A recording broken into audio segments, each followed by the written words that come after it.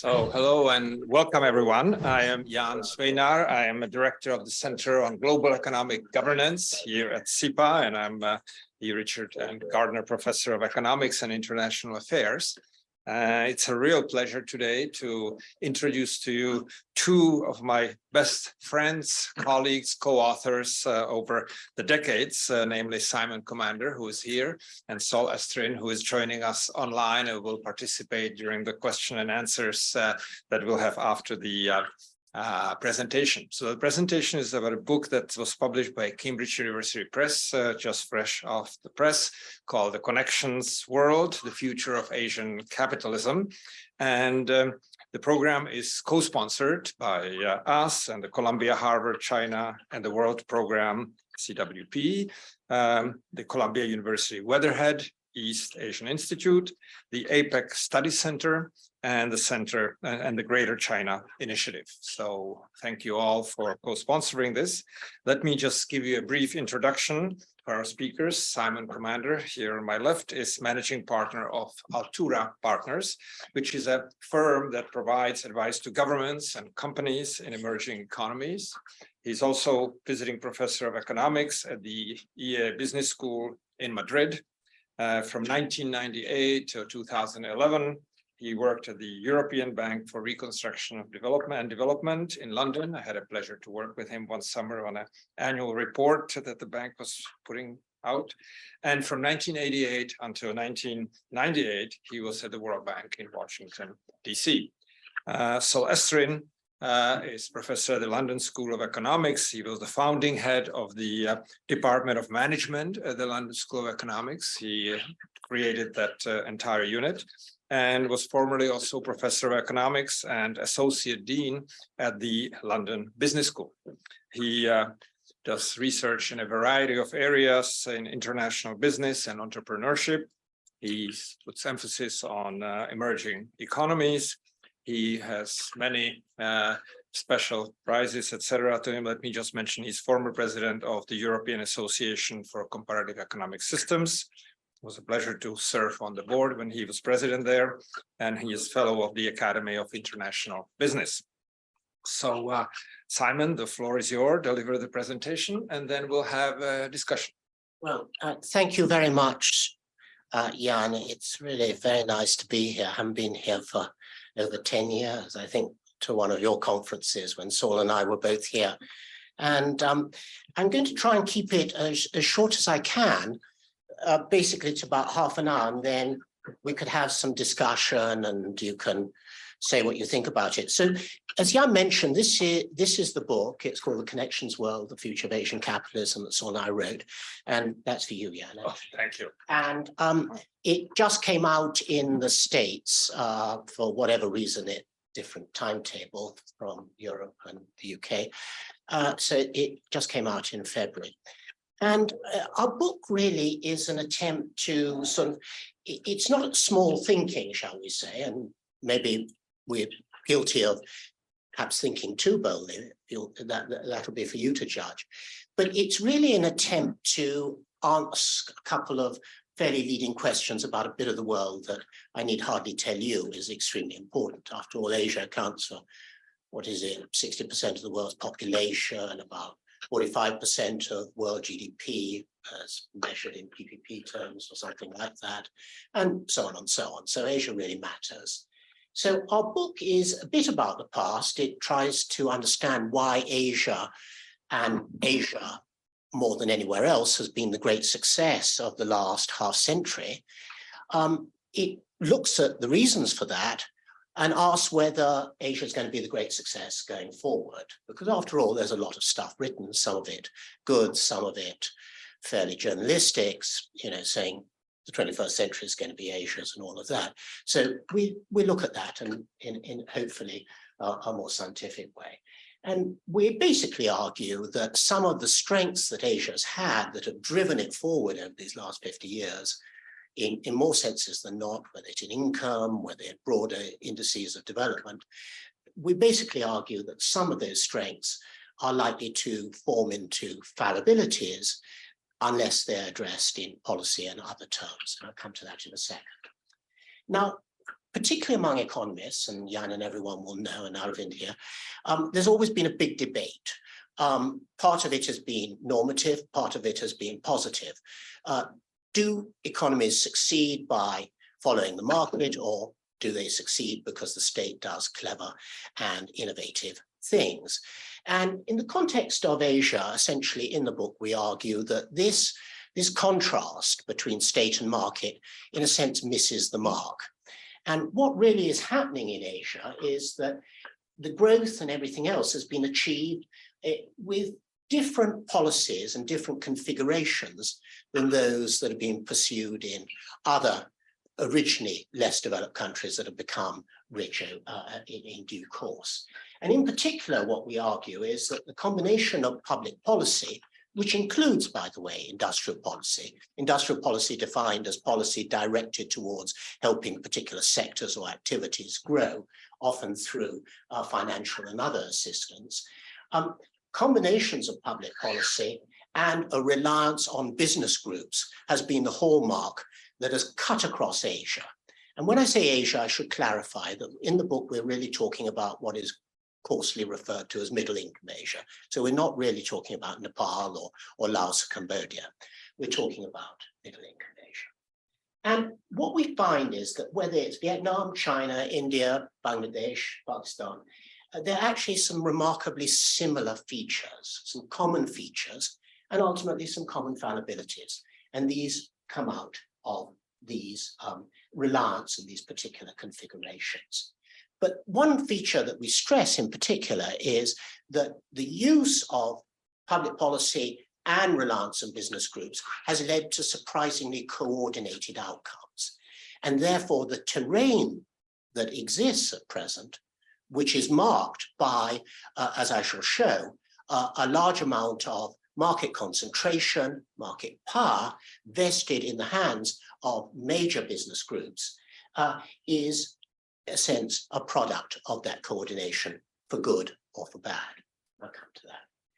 Now, the common feature that we identify in the book and make a big part of our story are these pervasive and what we call pervasive and persistent networks of connections that run between politicians, political parties, and businesses, notably the business groups. And these ties facilitate all sorts of access, contracts, and returns. And this is what we call, in the title of the book, the connections world. And the connections world is being, as we argue, a great supporter of Asia's growth till now, but that's much less clear in the future. Now, what is the connections world made up of?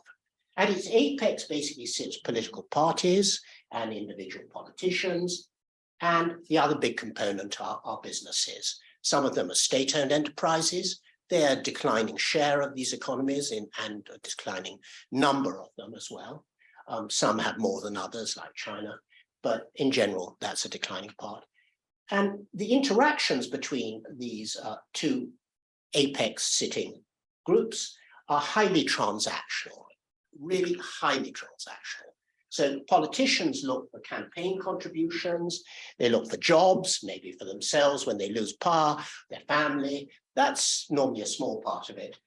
They look for licenses and permits, because after all, in most of these economies, not just in sectors that are extractive, like mining and the like, but in many areas, you need permits to get on. And those permits come from public authority. And firms look for protection from foreign and domestic competition, subsidies, loans, contracts, and so on. And there tends to also be some reciprocity at work. I don't have enough time to go into that, although it's quite interesting. And this sort of, in a sense, this flow chart gives an indication of precisely those dimensions and interactions that I've just described. Now, the networks that link them up, we argue in the book, are way beyond simple cronyism. It's not just a question of me knowing Jan and giving him a contract or whatever. I mean, and there've been plenty of books, including some excellent books, Lin Pei's book on China's crony capitalism, for example. But I'm not sure that cronyism is the right optic, the right lens through which to observe this, because this is really altogether much more systematic. And what we argue is that these webs of connections come together with very common purpose, with common modes of procedure of working, and that these cut across political systems, although obviously they are influenced. And the shape of these networks is undoubtedly formed in and around political and institutional arrangements in the country, but that's not the only aspect that one should focus on. Let's have a look at some of the network maps we have. Now, this comes from a large data set that we use, which is essentially about connections between politicians, parties, individuals, and companies, whether state or privately owned. And here we have two very different institutional arrangements. So on the left, no surprise there, we have China, sort of Cyclops eye, party in the center, a whole bunch of politicians around it, a whole lot of SOEs, state-owned enterprises, and private firms and individuals, the sort of black dots. And over there in India, two major parties. This, by the way, is 2018, so one party would be larger if we did it now, probably. But basically the BJP and the Congress Party, and then a whole bunch of regional parties. So the institutional arrangement clearly have a major impact on how these networks are structured. And in the book, we basically have these maps for all the countries that we cover.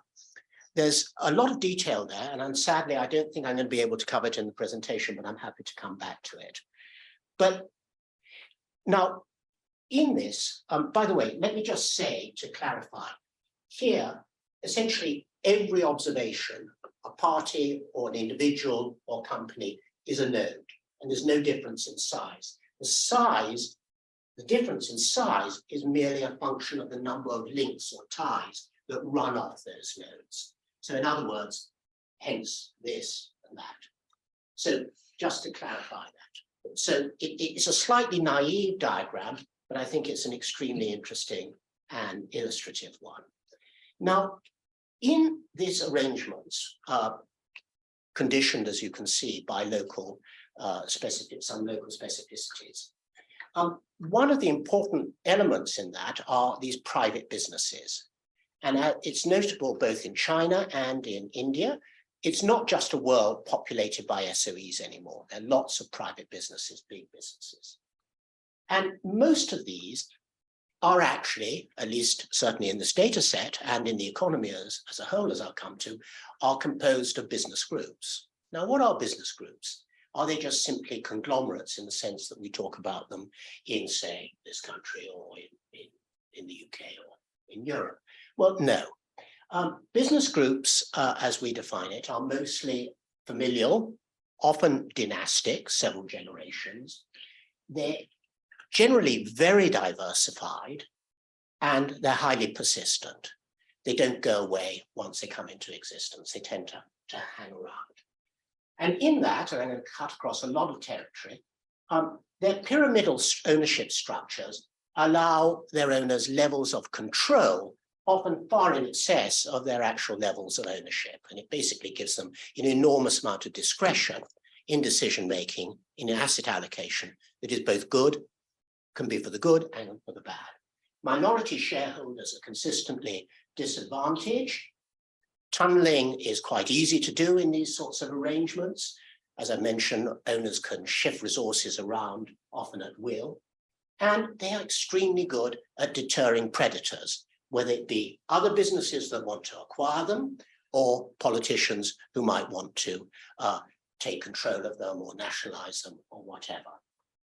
Now, in this, the question comes obviously back to why is Asia got these business groups? Is it simply about sociology, differences in the weight of families and the like?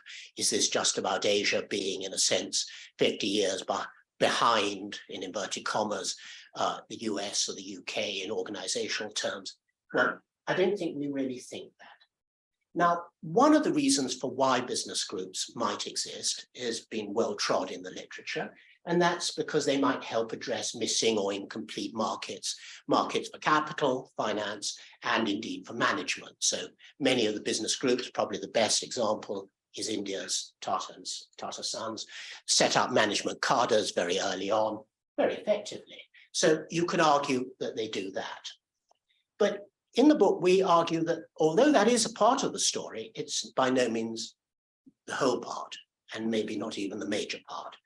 Business groups, we argue, are ideally suited for the connections world. They provide concentrated points of contact. After all, if you're the prime minister or president and you just want to influence aspects of the economy, in the Philippines, you might just get on the phone to about 6 family heads. They facilitate reciprocity gains with politicians and the like. And as I pointed out in the argument about coordination, they can provide really quite effective vehicles for national or developmental goals. Now, insofar as that's the case, it's important to note that business groups, once entrenched, rarely go away. So just take the example of Indonesia, for instance. Not most, but a very significant part of Indonesia's major business groups right now essentially date back to the Suharto era. And despite the fall in that regime, virtually no expropriations occurred. I mean, one of the groups, Salim, lost one of its big assets, but is still actually a major player. So once you're in, you tend to be in. It's very rare that you disappear. Sometimes you underperform relative to your peers because there is competition amongst business groups, but you rarely drop off the scene. The second thing is these business groups are remarkably good at accreting both business power and wealth. And the most stark example, of course, is Samsung. Samsung accounts for about 22% of South Korea's GDP. Remember, in per capita terms, South Korea is significantly richer than Spain, say, so that's not a trivial sum. And the son of Samsung's founder, who died a couple of years ago, his estate was north of about 21 billion. Similarly, there's an example there from Thailand. So these business groups are both powerful politically and in terms of wealth. And that gives rise, as I'll come to a bit later, to a great deal of inequality in wealth.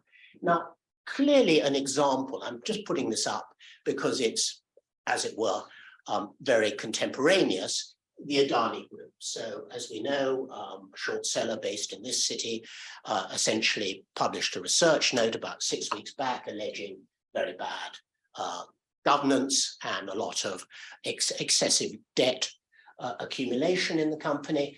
And that has led to about a 60% decline in the Adani Group's market cap for its publicly listed components, which, by the way, are not necessarily the largest bit of the group.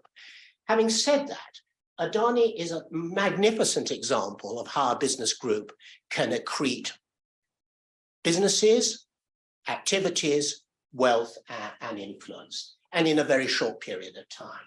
So the market capitalization of the group rose by in excess of 4,000% in the space of a decade. Pretty remarkable. It's composed of many interests: energy, infrastructure, petrochemicals, mining, and the most recent thing being the acquisition of the last major independent media company in India. Most of its sectors are those that require government permits, contracts, or other licenses. And there's plenty of evidence way before Hindenburg published its report that Adani basically used its own internal capital market and a great proliferation of related party transactions to raise resources. And the last point that I make is that essentially standing back from it, you could say that that extraordinary rise in its market cap has to be related to what investors consider to be its political ties to the current government and to the current prime minister. Okay, now if the connections world, which I've just described, has been an important element in driving Asia's growth, which we argue, and has led to some very substantial, significant groups of companies occupying large bits of the economic territory of these economies.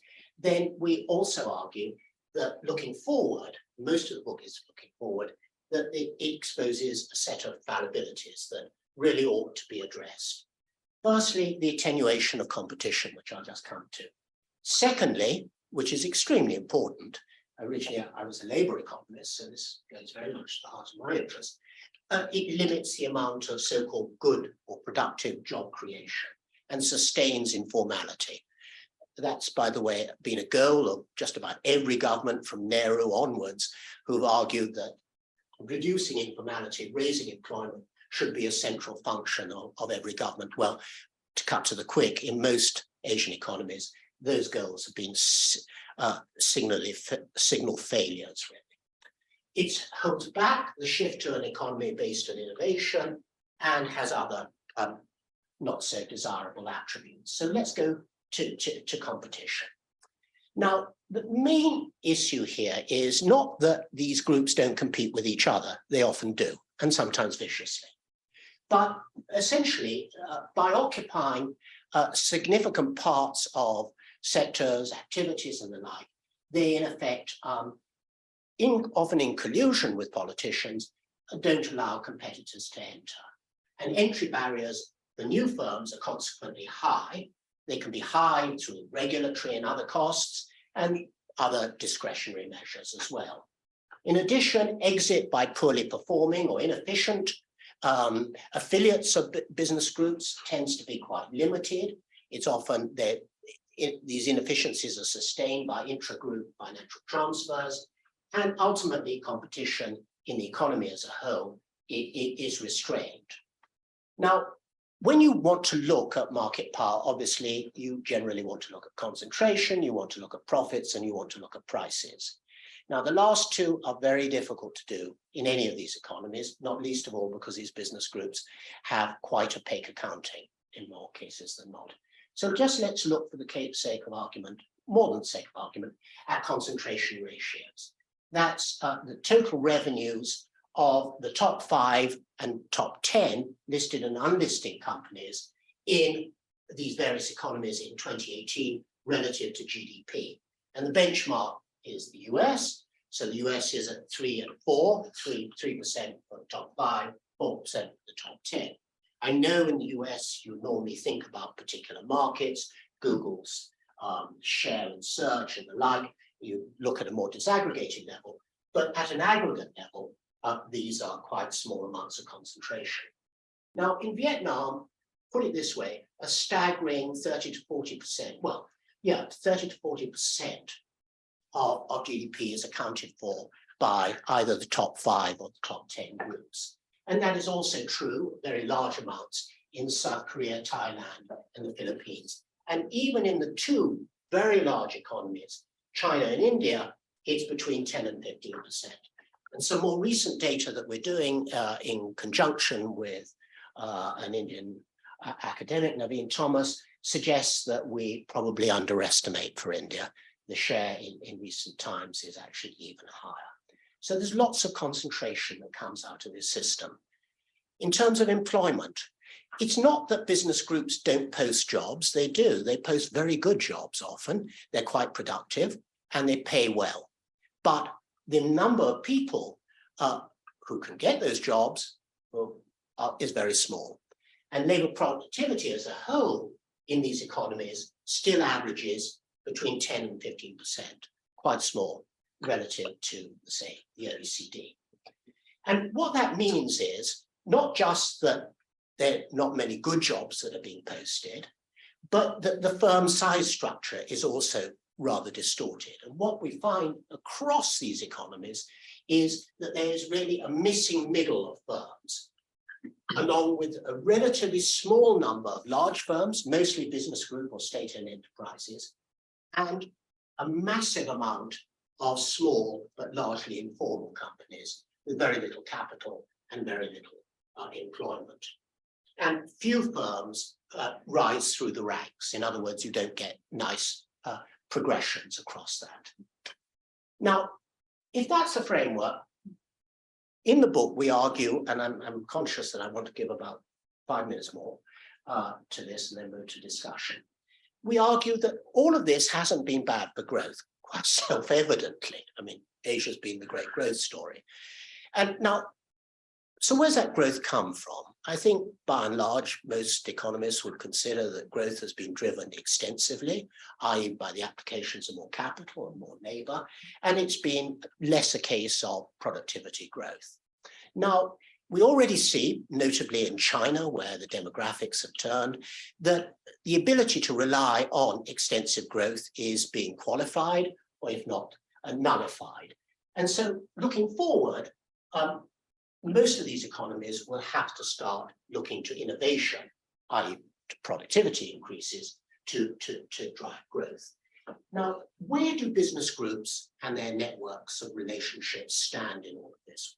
Well, the answer is not clear-cut. It's actually quite ambiguous.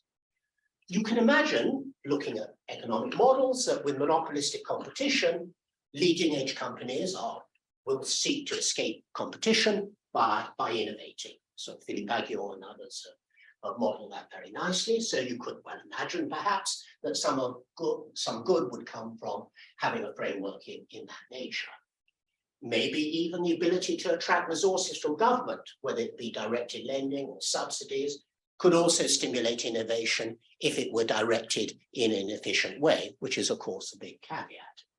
But having said that, pyramidal structures that allow their owners to shift resources around, again, is ambiguous. You could imagine if you had an enlightened, far-seeing owner, as it were, a dynast, that may well be good news for innovation. But you could also imagine that if they're thinking about preserving other bits of their empire or using it for acquiring new assets or other sorts of priorities, then that might not be consistent with innovation. Finally, market power, political connections can simply promote rent seeking. And there's examples from that. And in point of fact, in the book, we point out that some of the less well-performing economies in Asia, such as the Philippines and Pakistan, probably conform much more to that, where they have a much higher intensity of connections. And that higher intensity of connections in turn translates into less competition and more rent seeking. And finally, limits to entry and exit, the churning that we know to be a feature of most dynamic economies, it tends to be absent and therefore hinders innovation.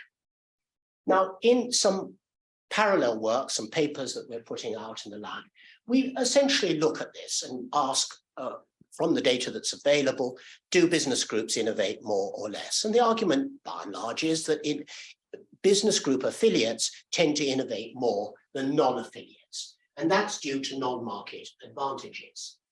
What we also find, however, is that business groups tend to hold back innovation on aggregate, basically because they crowd out non-affiliated firms, perhaps by limiting access to external funding or reducing the returns to innovation, and they suppress, ultimately, entry and exit, which I've just mentioned.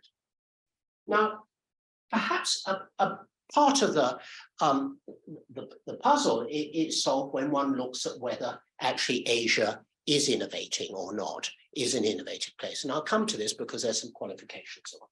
Here, essentially, we do a very simple exercise. We relate GDP per capita, in other words, a control for the size of the economy, to R&D spending. And what you can see is that there's one extraordinary outlier, South Korea, which is right above the line and the confidence interval, and the rest basically either sit on or slightly above the line. In another slide, which I won't put up just now, we will relate essentially the amount of spending on R&D to the outputs. So that's the inputs, the outputs being high quality patents. What do we mean by high quality patents? We mean patents lodged in more than one jurisdiction and involving a foreign jurisdiction. So in other words, it's got to be worth their while to try and invest in all of that. And what we find again is that with the exception of South Korea and to some extent China, none of the Asian economies lie very far off where they would be expected to be for their level of incomes. Okay, let me conclude now. We argue that Asia's need looking forward is to raise productivity, to increase innovation, but to do that, it will have to deal with the power of the connections world. But that world isn't going to go away anytime soon. In fact, none of the players, whether the politicians, the political parties, or the businesses themselves, have any logic in undermining the system as yet. And it will therefore require the adoption of explicit policies to try and deal with that. Now, whether these are likely to be adopted is another matter, and I'll come to that in the conclusion. Now, in a very, very summary and unsatisfactory way, I'm going to put up the 5 or broad areas. Changes to corporate governance. I mean, the Indians have actually, in changes to the company law, tried to deal with some of this, how its role, protection for minority shareholders and the like. There are a whole bunch of things there. Second, prohibitions on pyramids, subsidiaries, related party transactions and the like. Now, this is a model that's probably got potentially some mileage in it. This is precisely what Roosevelt did in the 1930s, when in the aftermath of the Great Depression, and in a sense, the public discontent with large business groups in the US, he essentially passed a whole bunch of measures that in effect outlawed them, prescribed them. That was also, by the way, done in Japan, and successfully by MacArthur, drawing indeed on the Roosevelt model.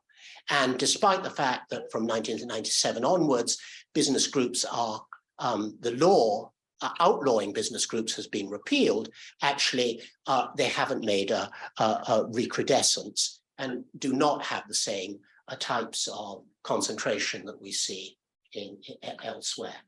The third area, which is particularly susceptible, is the imposition of additional tax liabilities. For example, using additional taxes for established business groups to try and steer them towards adopting different corporate formats, tax and dividends. And perhaps most promisingly of all, again, taken from the Japan model, the adoption of inheritance taxes. South Korea has recently adopted a 50% inheritance tax. It's 55% in Japan, but for instance, in India and elsewhere, there's no inheritance tax. So it's quite interesting that the current head of Samsung has indicated that he will be the last family member to run that combinat. We shall see, but it's quite interesting because South Korea went through a whole phase of imposing prohibitions on cross-holdings and the like, all of which were fundamentally avoided by the groups. The inheritance tax may actually have more bite. Competition policy, here I think we have some quite interesting example from Israel in the last decade. Maybe condition policy on market structure and move to limit market shares, particularly for business groups, looking not just at concentration in particular sectors, which is the standard tool in trade for competition policy people, but maybe looking at concentration in the economy as a whole. And finally, probably the thing that is the most wishful of the thinking, looking at greater transparency. Actually, asset and interest declarations for politicians, including proper penalties, are almost entirely absent right through the region.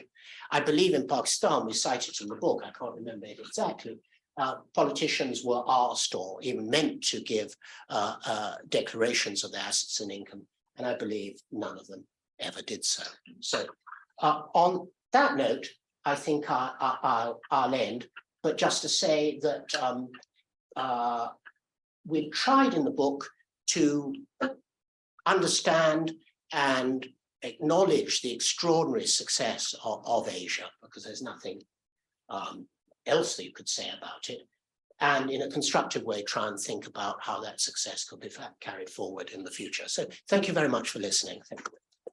Thank you very much, Simon. This was both informative and provocative. So we'll turn to questions. Maybe I'll start as prerogative of the chair to maybe start this and prepare your questions, comments. So I think this is, really interesting. It occurred to me as you were discussing it, to what extent there are similarities and differences with other parts of the world. So in Latin America, you also have the a lot of family firms, right? In fact, the corporation is an American, it's a US phenomenon. In large parts of the world, it's family firms that are dominant. Even in Germany, the Mittelstand, the sort of large part of the German economy, the medium-sized firms, which are quite large, medium-sized can be quite large, are really dynastic family firms. And yet in some of these economies like Germany, we have different outcomes, right? So kind of what is driving it, to what extent it's, for instance, other things like as you described, the competition, is tough, but it's kind of oligopolistic in the sense that they know about each other. There are a few of them and they know about each other. That's why it's such a tough competition, because you know who your opponent is. If it's perfectly competitive system where you have thousands of producers, you don't even know who they are, right? Here you really know who they are. So that's sort of interesting there. And, what's always bothered me about this is, why do in these pyramidal structures, minority shareholders stay there? Because as you say, they get taken to the cleaners, and yet somehow for it to work, they have to be the people from whom you steal, from whom you take, the minority shareholders, right? And in terms of the policy options, I think you're right on target. And the question is whether they can be implemented. And you've given examples, Israel and other countries, where they implemented a variety of them. So, which countries in Asia can we expect will be most likely to implement them sufficiently that they'll move into the next phase of innovation and so on and so forth. So let me open it up. Yes, please. Hi, Simon. Hello. Welcome. Nice. Yeah. Oh, thank you. No, one of the questions, of course, is you're lumping a huge, vast region together. And in particular, what would like to know the distinction is between the original East Asian miracle countries, the Gang of Four and so on, and the rest, and some of the Southeast Asian. What are the different categories in which one can distinguish it? You would disaggregate Asia a little bit. And are there any significant differences between different groups of Asian countries? Thank you. Let me welcome Saul Estrin, whom we see on the screen right now. Hi, Saul. We can't hear You're you. muted. You're muted. Yeah. I'm unmuted now. Shall I have a go at answering some of those? Yes. Why don't we collect a few and then exactly we'll bring you in. Yes. Any other questions on the first round here? Okay. Hi, I guess two questions. One is, it seems that most of the discussion have left Japan out of place. And I did mention Japan at the very end. It seems to me the impression is that somehow Japan has kind of like jumped out, like managed to deal with this connecting world scenario. And I'm wondering, was that the conclusion in the book, or like why Japan is not discussed as frequently as South Korea and China in this kind of presentation? And the second question is, I think your analysis of Asia being this like connecting world is really well argued.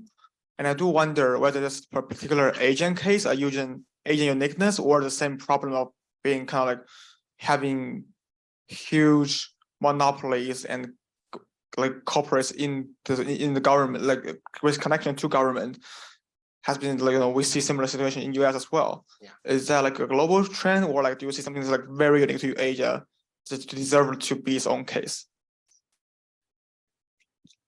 The other, okay, there is one over there, and then Arvind. Yeah. Maybe it's related to the first question. Asia is you define such a big region, and within that region, you have some real successes like Korea with Samsung, and it's hard for me to put that in the same category as Pakistan. And if you look at a lot of other countries like Greece and Turkey, they probably also have these business groups. And some of them are successful, some of them are not. So maybe the common denominator of success is not that structure, but something else within some of those Asian countries like China and Korea that are, or others that are very successful. Sorry, Mike. Here, Arvind, right here.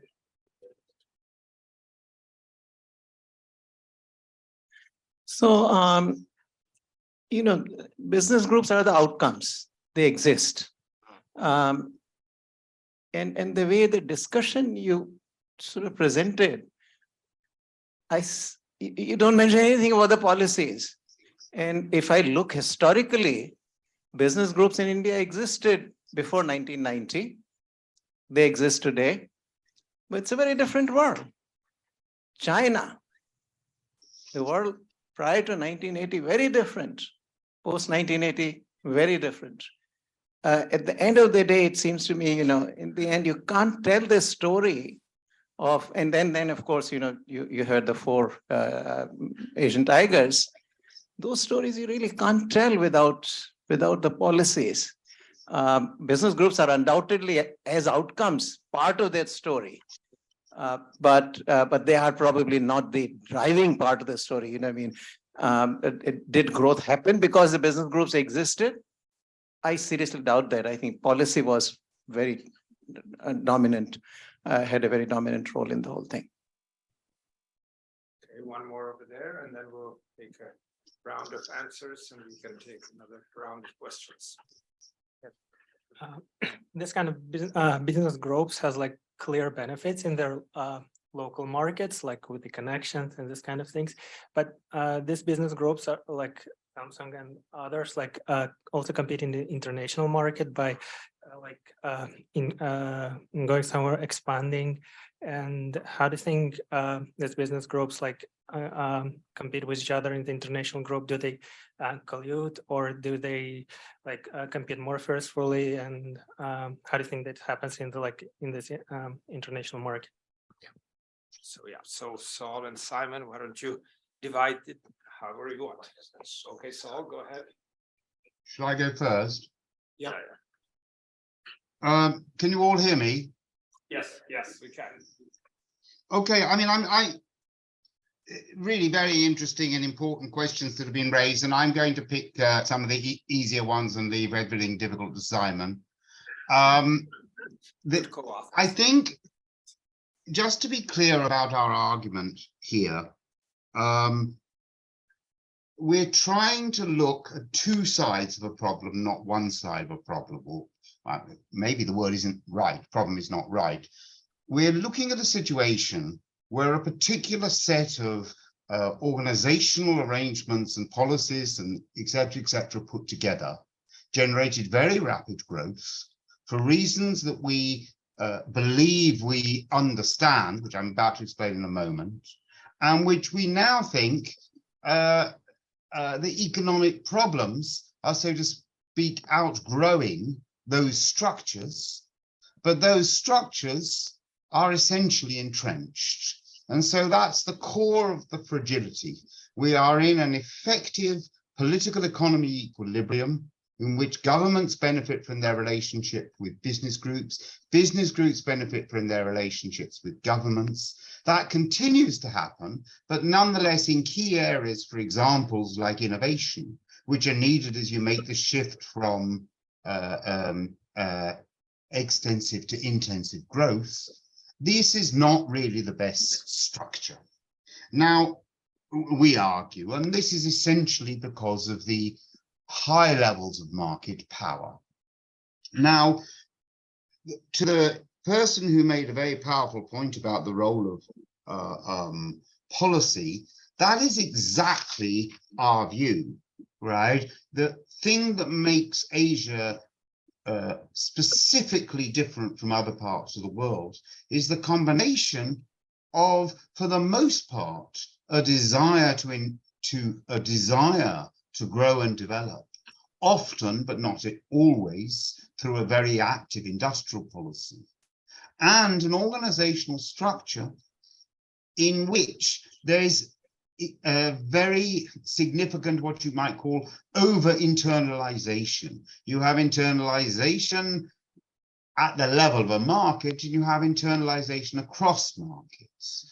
Now, that internalization gives you huge benefits of coordination. The government, essentially, you've got something almost analogous to a Soviet-type planning system, except the firms are private, and they operate across multiple markets and often have their own internal capital market too.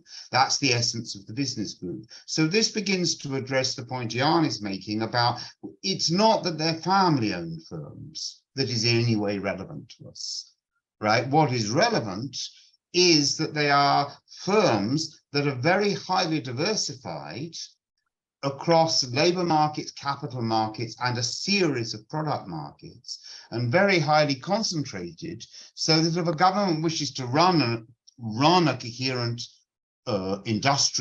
active industrial policy, it can do so on the basis of dealing with half a dozen or a dozen dynastic leaders, oligarchs, rather than with the whole economy. And that's essentially the commonality. And we do believe that this is surprisingly common. Some of the data Simon showed you is surprisingly common across Asia.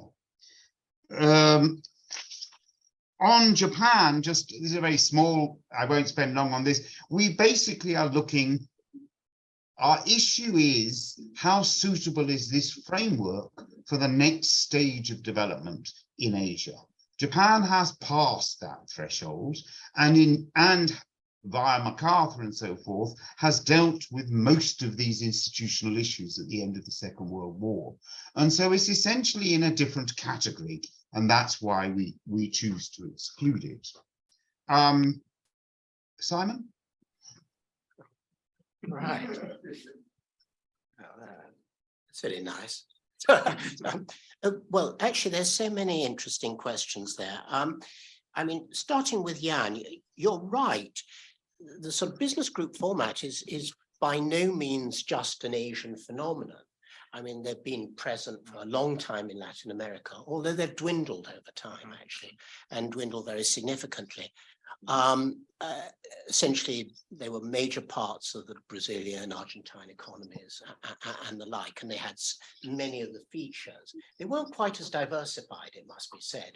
But I mean, talking to friends who know a lot more about Latin America than I do, it would have seemed that certainly in the period from the 30s through the 70s, many of those governments saw business groups as an axis of coordination and for national and developmental goals. Now, the obvious question then is, why did those fail so singularly in Latin America, or even to some extent in Turkey, where they're another big feature, and they haven't failed in Asia? Well, it may be that the clues lie in Latin America as to what might actually happen in Asia, and here it's more conjectural and it's not in the book. Essentially, I think Latin America came to pieces because the distributions of income and wealth, importantly, wealth, very important in all of this, that resulted from this development strategy based on, was so highly unequal and polarizing that in a sense it gave rise to a series of populist governments who essentially weren't, were not immune from basically debasing the currency, pursuing short-run financing and the like. And I think this actually is probably, looking forward, a big danger for Asia. Now, I didn't put up wealth, the enormous accretion of wealth and wealth inequality that's resulted in the last 20, 30 years in Asia. It's in the book. It's absolutely striking. And it's quite interesting that the one very short-lived attempt at what you might call a Latin American style populism, which happened in Thailand until he was ousted, had some of those features. So I think actually that there is more in common, but maybe some of the lessons that come from other places are not necessarily lessons that one would wish on Asia. So the distributional side is very important. A couple of quick responses. We don't actually include Japan in the book. Nor do we include the earlier Asian success stories, Taiwan, Singapore, and the like. We use examples from them, but we consciously chose to exclude them. However, we do use them in terms of some of the policies that were pursued and the like, but they're not at the center of the book. Another point that was raised by a couple of people was the differentiation within Asia, which is huge. And we acknowledge that.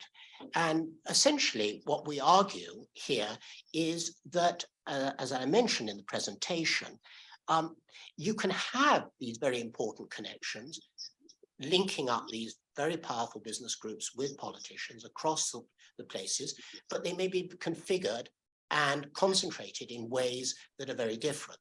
So for instance, in the Philippines, there are probably about 7 or 8 major business groups that really matter there. There's very high intensity of connections.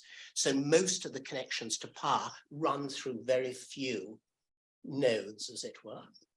And that results ultimately in underperformance relative. Now, to qualify that, you could say, well, isn't South Korea exactly the same? Well, to some extent it is, but as someone in the audience pointed out, South Korea had the great benefit through policy of having an external orientation. So its business groups were largely or significantly open to external competition and participation in international markets, far more than in Philippines. And then you have other countries, which, as I mentioned already, underperform because, again, they have a very high intensity of concentrations, certain families and the military, so Pakistan being the leading example, and these tend to run with very high levels of concentration. So yes, there is differentiation, and therefore it does really matter how these networks configure themselves and the distributional results that flow out of them. And those are important caveats. And I think Saul's responded to Arvind's point. I agree with you. I mean, I think, you know, in terms of designing policy going forward, you'd have to take it down to the national level. You'd have to look at that. But the point that we were trying to get at is that these common features across these economies and many common outcomes. And these cut across different policy regimes, and we have to ask why. All right. Is there another round of questions? I have one just to follow up. You pointed out that Japan kind of made it, got over, as did the Asian tigers. To what extent is Korea going to be, you know, an Asian tiger, or will fall into the category that you're worrying about, where they will not, in some sense, make it? And a number of these firms and economies have shown great ability to innovate up to now, which you acknowledge. And then you're worried that it may, however, run out of steam, that they would not, right, continue. So can you say which ones will and which ones will not? Will Korea do it? Will not? Will China, in some sectors, has shown incredible ability to invent, and not only innovate, but even invent, right? What's your feeling there? So do you want to take it, or should I? I'll have an initial go. We do think that on innovation, the jury is out, I think, would be our view of this. I mean, I think on South Korea, first of all, they're the country which have been most effective in policy to try, most active, maybe not most effective, in policy to try and roll back the connections world and to try and create space for innovation. However, in practice, they've been very unsuccessful at this, and almost all the innovation in Korea is coming from the top 2 or 3 business groups. And they've spent a lot of money and a lot of time trying to create clusters and Silicon Valley type areas where innovation would go on. And they have, for the most part, failed.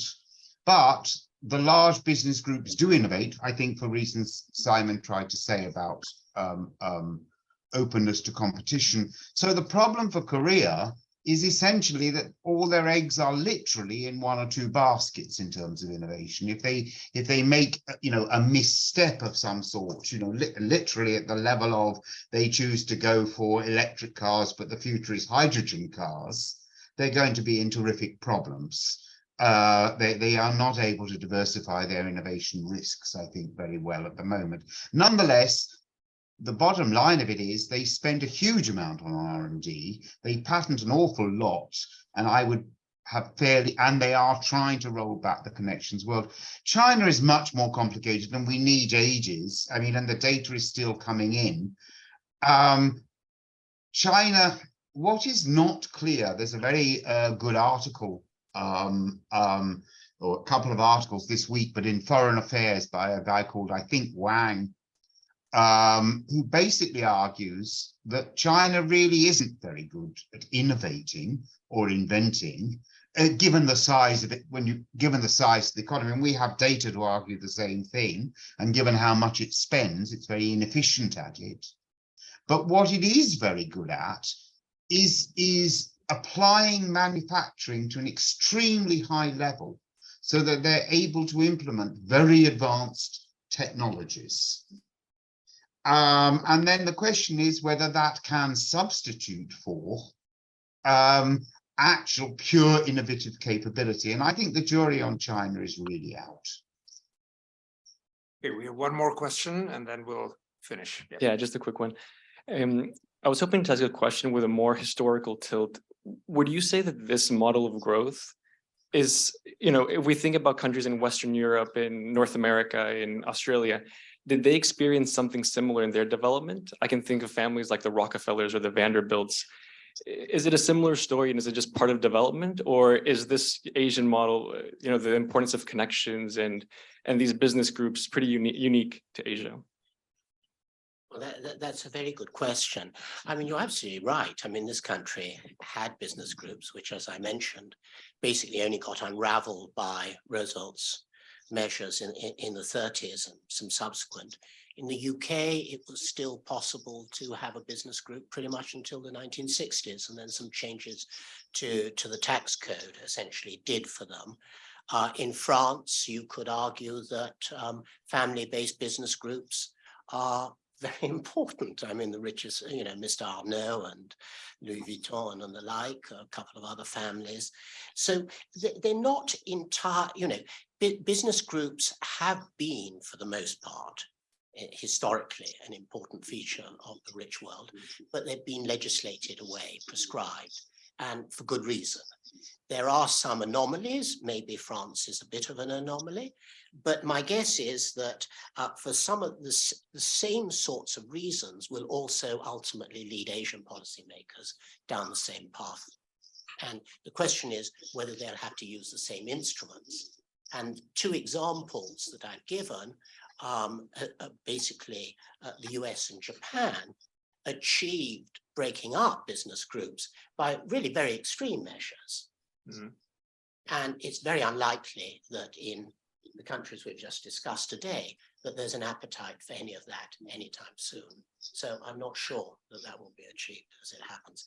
And just lastly, on the point that Saul rightly made about China, in the book, we're a bit agnostic about China, partly because it's extremely hard to know really what's going on. There's a lot of very loose talk about China being the sort of the be-all and end-all of innovation and invention. And then when you start looking at it a bit closer, it's not really anything of the sort. So China posts enormous amounts of patents, but actually most of them don't get confirmed. And most of them, almost all of them, are domestic patents. So my guess is that a lot of those patents are simply responses to the politicians or the planners' signals, which the companies and the SOEs in particular then absorb. Having said that, some of the big Chinese business groups are among the leading patent seekers abroad. In other words, high quality patents. So something is going on there. And we know that in AI and the like, there's a great deal of progress, whether it be perhaps on the research side, although that's in doubt, but certainly in terms of implementation. But I'll end on one last point, which is how these sorts of things themselves can get skewed by political tastes and directives. A very nice paper by one of Saul's colleagues at LSE looked at AI, in Chinese AI, and indeed documented very significant increments and innovations. Where was the cluster of innovating firms being formed? All around the application of AI for security purposes, primarily for facial recognition and the like.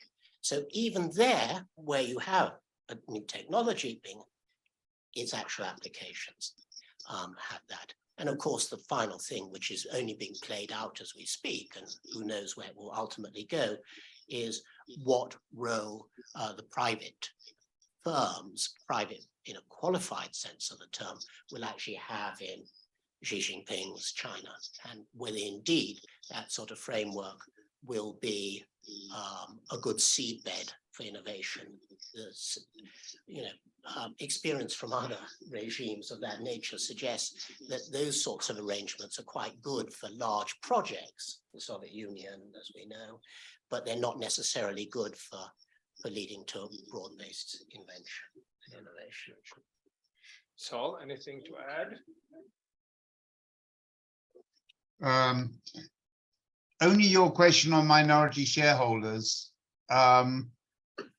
The majority of firms quoted on emerging economy stock markets are business groups.